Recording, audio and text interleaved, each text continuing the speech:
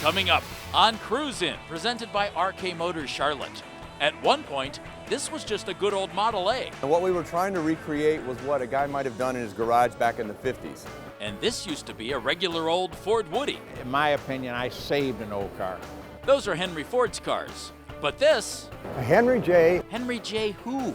was built by Kaiser. Plus, You have overspray on your battery cable. which looks like a mistake. Looks like a mistake. Authentic to the extreme. In under the hood. Hey, that's a well-groomed 57 Chevy. Shaved all the badging off. You sure did. Cruise In, presented by RK Motors Charlotte, starts right now.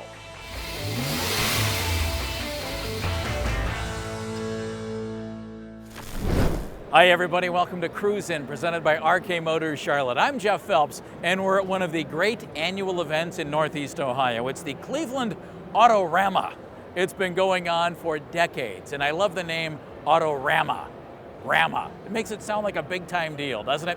For instance, if you were selling signs, you could call your business Signs, or you could call your business Signorama. Just has a much bigger feel to it to me, kind of impressive, kind of who knows what you're going to see. Well, that's the situation here at the Cleveland Autorama, because there are all kinds of different vehicles here. There are street rods, there are rat rods, there are beautifully restored cars, anything you might want to see right here at the Cleveland Autorama.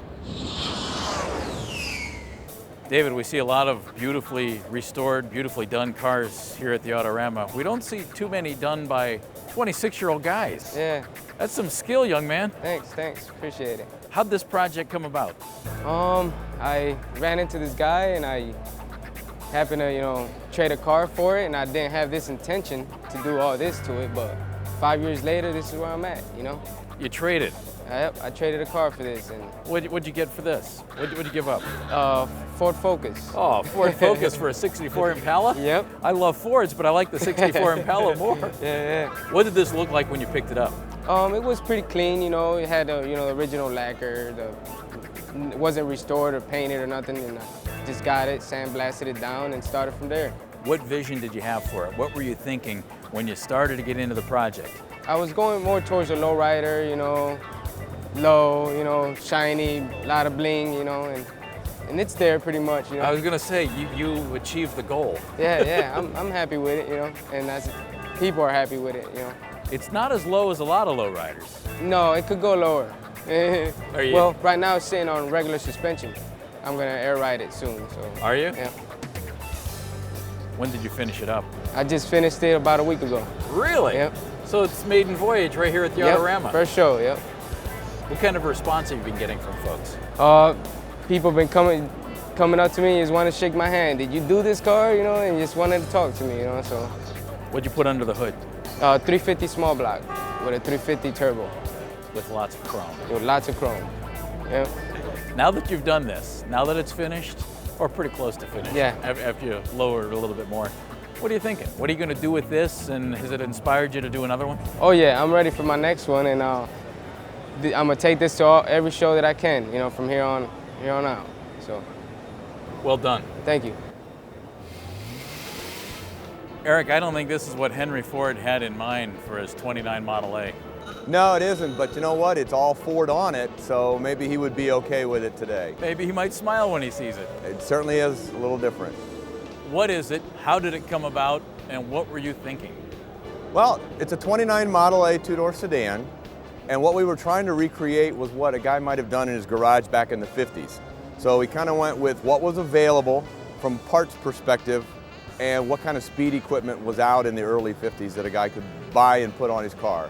So there's a 47 Ford pickup rear end, 36 Ford wheels and brakes, 52 Mercury flathead motor, 39 top loader 3-speed transmission, just a variety of different things that would have been available to a guy back in those days.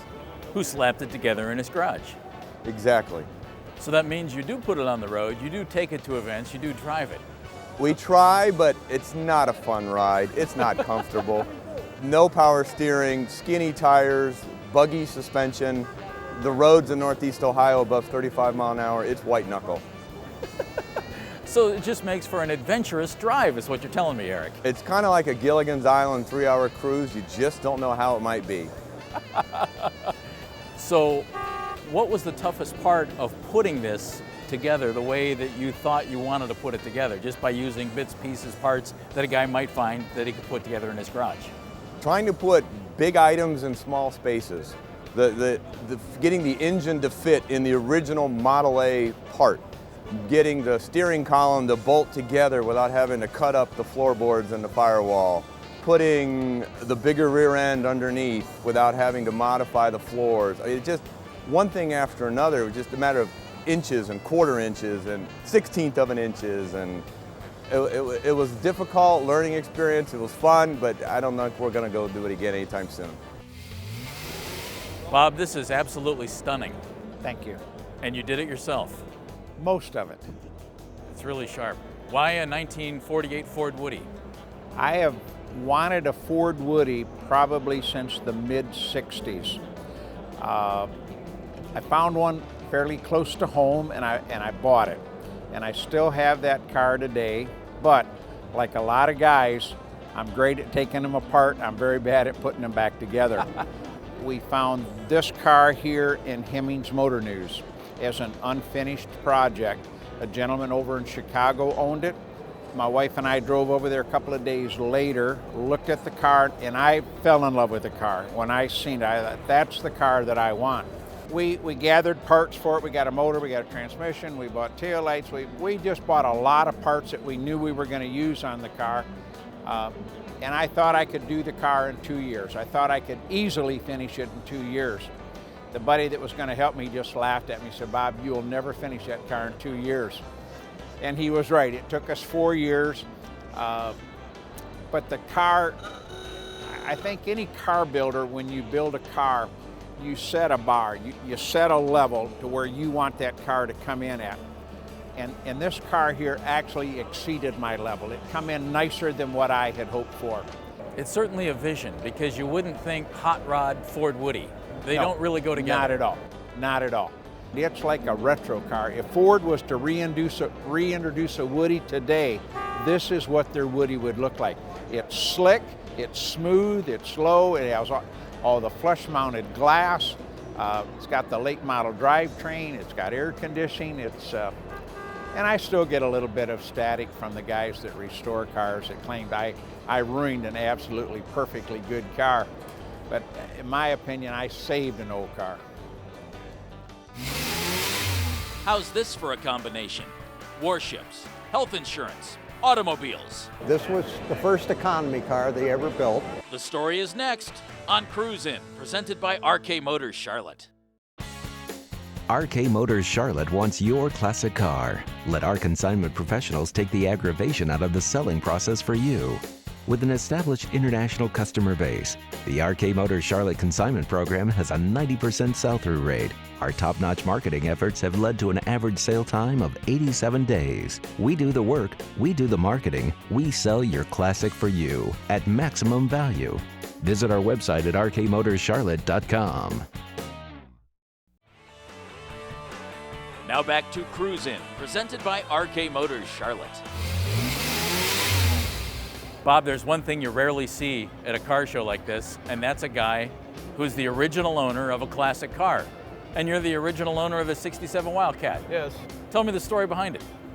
Well, I bought it in 67 March when I got out of the Army, and I really loved it. I got married in it the next year, back in 68.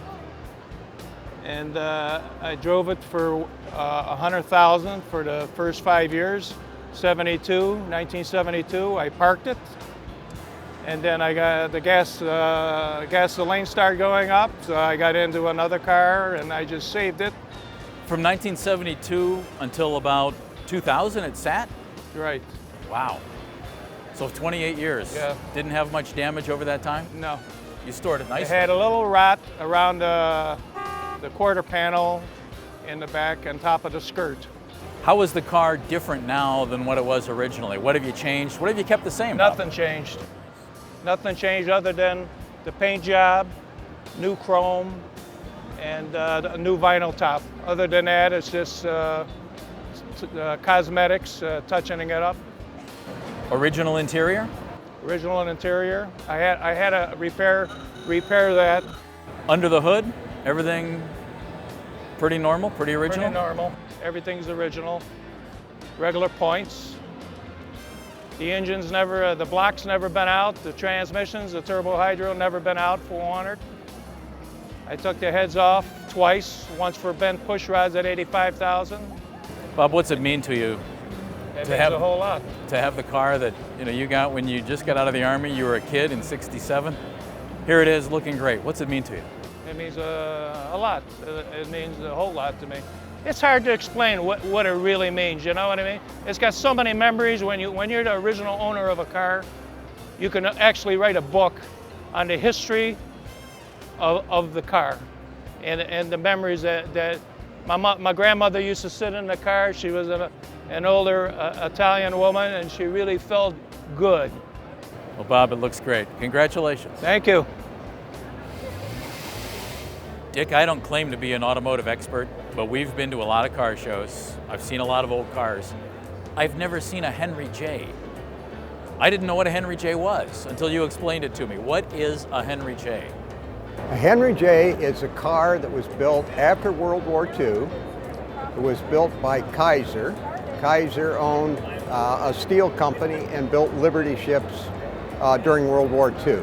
And Kaiser I've heard of. And Kaiser is the insurance, the health insurance. That still continues today. The car, this was the first economy car they ever built. It was a little 4-cylinder, 3-speed. And this one came out of Oklahoma and was fortunately a rust-free car. How did you go about acquiring this, and why did you want a Henry J? I had an engine in the garage, which is in the car. And You had a Henry J engine? No, this is a Chevy engine. Okay. And my wife kept asking, what am I going to do with it? And I said I wanted a Henry J to put it in. As a kid, my dad was a Henry J dealer. Ah. So I rode in a lot of Henry J's and a lot of different Kaisers. So this was an opportunity to build my first street rod and do it with something that had some meaning to me. So you combine special meaning, childhood memories, with an engine you had sitting around and your desire to build a street rod. And that's what I ended up with. It all came together beautifully. Thank you. How long did this project take, Dick? I've owned the car 10 years and we finished it about 3 weeks ago. 3 weeks ago? Yes. Wow. That has to be a very special feeling for you. Yes, it is. It's nice to see everything come together in the end. What's your favorite aspect of the car and your favorite aspect of the project? It was fun to build. A friend of mine and I did most of the mechanical work. It's a combination of parts. You can't buy parts. We had to make most of them, and we did it our way. And it was fun. It was a challenge to do it, and both of us enjoy that. And so we'd work on it when we wanted, and when we had something else to do, we did it. It's kind of nice to have a thought in your mind, a little special dream, Yes. and then to see reality sitting right behind you. Yes, yes. Uh-oh, somebody sure made a yellow mess. Yeah, at the factory they may have. Oh, Under the Hood is next on Cruise In, presented by RK Motors Charlotte. World-class collector vehicles. That's what RK Motors Charlotte is all about. The finest in classic, muscle, and high-performance automobiles. The design and excellence of the 1930s and 40s. The chrome of the 1950s. The muscle of the 1960s and 70s, and much more. RK Motors is the one-stop shop to sell your car, add a new prize to your collection, or restore an old friend to past glory. Learn more about RK Motors Charlotte at rkmotorscharlotte.com. Under the Hood is presented by RK Motors Charlotte, specializing in the sale, build, and restoration of world-class collector vehicles. There are things in the classic car hobby that you may never, ever even think of. That's why Mike Velick, the restoration manager here at RK Motors, is so critical to what we're trying to do, because this man knows what he's talking about. We have two beautiful Mopars side by side. You'd think, great, either one of these could win a car show. But one has a huge edge all because of Mike. Let's start with this GTX, Mike. It looks beautiful under the hood. Absolutely. This is a very nicely restored GTX. It looks Absolutely beautiful. They did their research. They did a nice job. Little details. Chrysler spark plug wires, you know, trying to give it that authentic look. Little things like you'll see the correct green spring return for the throttle cable. You've got Chrysler marked hoses with the correct part numbers, the stickers, you know, everything. You've got the correct Hemi, the air cleaner decal. You have the nicely restored components like the wiper motor. You know, everything looks clean, looks detailed, looks beautiful. You also have a correct restoration Mopar battery, which is one of those things that they like to see in the field. And you're going to get extra points for correct components like that at a show. You know, you look at this and somebody went the extra mile. They've got the stickers. They've got the correct Mopar radiator. They've got everything going for them. And it looks great. And it looks great. However, at a show, if these two cars were sitting right next to each other in same class, even if that car was slightly nicer than this car can take it over the top. And here's why. I love this. Okay? For instance, when Mopar, for instance, when they did all their cars, the Hemis, when the battery cable was put on the motor previous to going in the car and previous to paint. So as you see on this car, you have overspray on your battery cable. Which looks like a mistake. Looks like a mistake, which we have to make it look like a mistake because that's the way that they did it.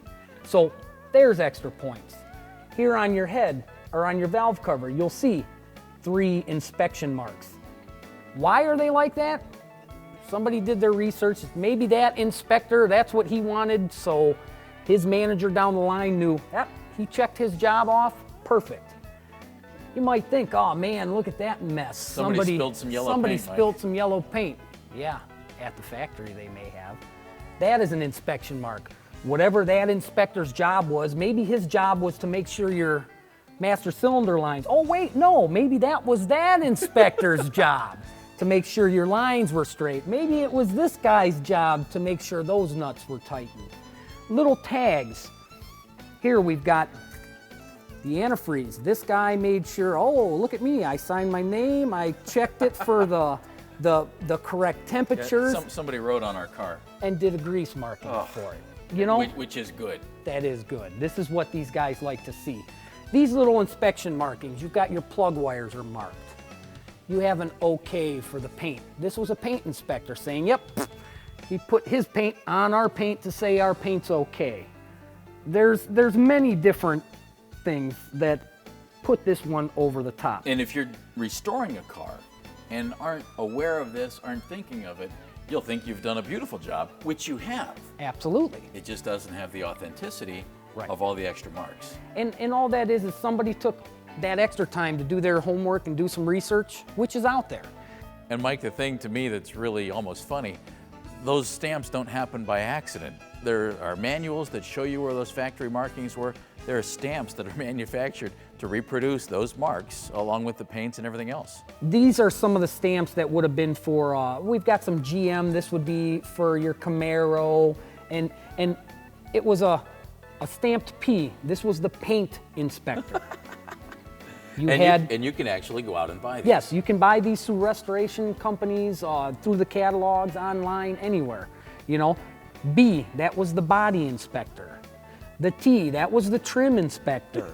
I mean, so, you know, things like this. And then there's places online that will show you where it would go. Where it would go on the car. Now, as you've seen on the one, you see the little run of paint going down. Looks like a mistake. Well, these guys didn't care. This was their job and it was a quick. So they say, if you really want it to look more authentic, don't be nice and neat and don't perfect, be precise. because they were sloppy on them. They don't say line them up on a car. If you're going to take and you're going to stamp your firewall for this, that guy didn't go. You know, he went like that. So that's what you're looking for. It's one of the most absurd things I've heard in the classic car hobby. And thank you for sharing it with us. Absolutely, Jeff, not a problem. All right, Michael. Under the Hood is presented by RK Motors Charlotte, specializing in the sale, build, and restoration of world-class collector vehicles. Visit our website at rkmotorscharlotte.com. Automotive passion runs deep at RK Motors Restoration. Our master body, paint, and mechanical technicians have decades of award-winning experience restoring some of the world's finest collector cars. Flawless paint and bodywork, highly accurate interiors, engines that run better than new. Each restoration is completely documented and finished to award-winning Concours quality specifications. From project car to automotive perfection, visit rkmotorscharlotte.com to make it happen. Now back to the Cleveland Autorama on Cruise In, presented by RK Motors Charlotte. Ed, we've had 57 Chevys on our show before, but we've never had one that looks like this on the show before. What a project. How long did this whole thing take?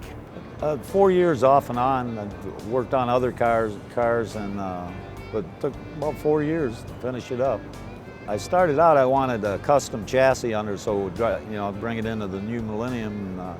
So I had a custom chassis built, and I had all the C4 Corvette suspension. I took that all apart, had it powder coated, rebuilt the rear end and everything. Got that done, and I built the body on the original frame, and then transferred it over to that. I wanted it to set low, that's why I wanted the Corvette suspension, and I wanted it to handle like a Corvette. It's got 4 coilover shocks and springs on it, so it rides real nice. That was it. And I wanted to have plenty of power, so I used the Corvette LT1 at that time. 4 years ago, the LS motors weren't available. It's a convertible now, Ed. Was it always a convertible? No, it was a 2-door hardtop, and when I bought the car, it looked like a pretty solid car, but I took it to get it media blast to get all the paint and everything off it. And when it came back, it was welded full of patches. So many patches, I thought, well, if I got to buy all this new sheet metal, I mean, the floor pans were gone, the quarters, everything. I thought, well, I'll buy convertible sheet metal, make it a convertible. So that's what I did. I didn't really take in consideration cost for the folding top and all the stainless, and there was a lot of different parts on a convertible than there is a hardtop. So what was the toughest part of the whole process of putting this car together? Getting everything to fit, the door gaps, trunk, bumpers, everything. In 1957, they didn't really, they just slapped them together, nothing fit properly. So that was most time consuming. I spent about 2 months just on the rear bumper alone, cutting and remaking bumper brackets to get the bumper, even on both sides. And, yeah, that was probably the toughest. Ed, a 57 Chevy is the iconic classic car. Yeah. But not many of them have this kind of a twist. No, that's what I was after, something a little different. I shaved all the badging off it, took the things off the front fenders, got rid of the Bel Air off the quarters and the V, and got rid of the rockets. Just something, try to do something different, I built it to drive. I think it's going to be a pretty fun car. Well, it's certainly a great car to look at. Well done, Ed. Appreciate that. From a Model A rat rod to a 48 Woody hot rod to a Henry J. A Henry J. We saw it all today here at the Cleveland Autorama. I just love saying Rama like that because it sounds so good. Rama.